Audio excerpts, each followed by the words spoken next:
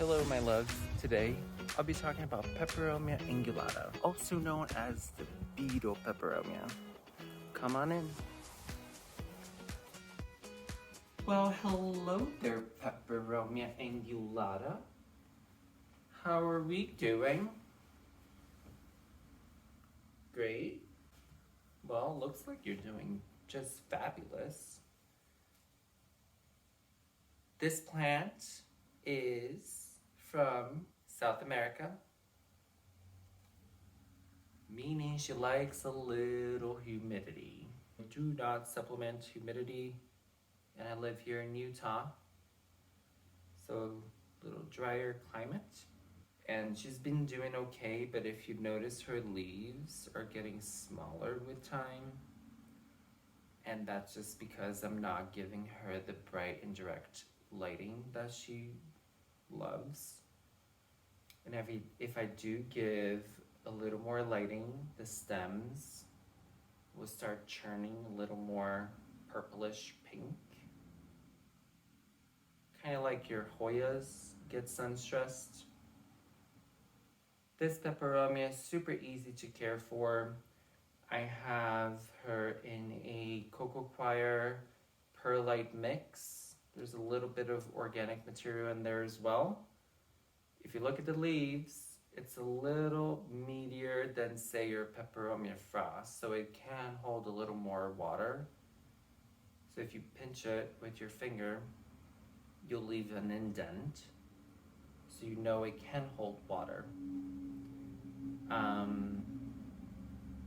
So this plant likes a well-draining mix. It does not like to be sitting in water.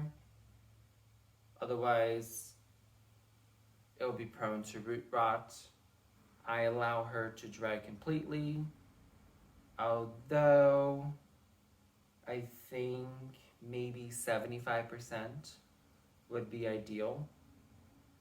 If you're an overwaterer, add a little more perlite or lava rocks, something that can just easily drain. Pumice is another one.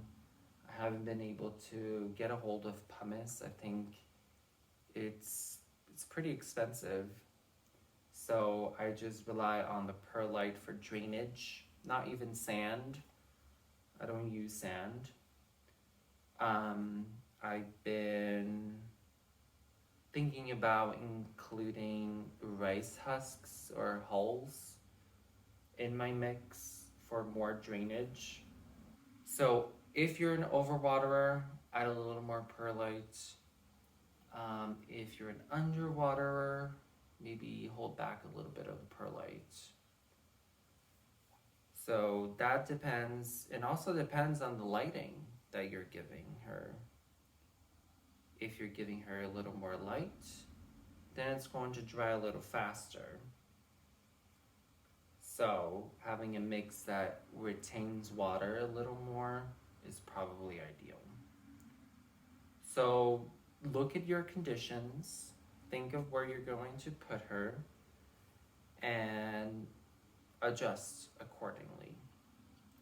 What works for me doesn't necessarily mean that it will work for you, right? Because my conditions are different. I'm going to start giving her a little more lighting, just a grow light, and it's definitely going to dry faster. So I'll either have to water her more frequently or just add a little more of the cocoa coir. I think this plant is a showstopper.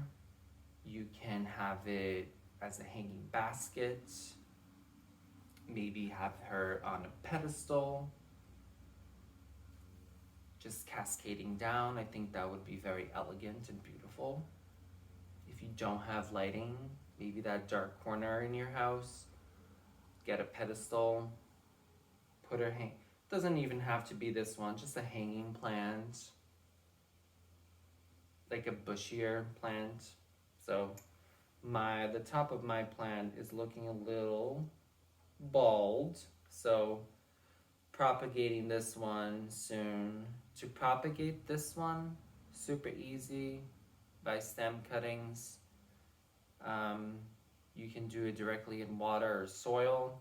If you do it in soil, I would recommend just using a plastic wrap on top just to create a little environment for it. And then as you start seeing signs of life, then pull that wrap back so it slowly acclimates to your house. So this is the kind of plant, if you're just starting your journey right now with your plant collection, you're getting into this hobby, this is definitely one to put on your list. Super easy to care for.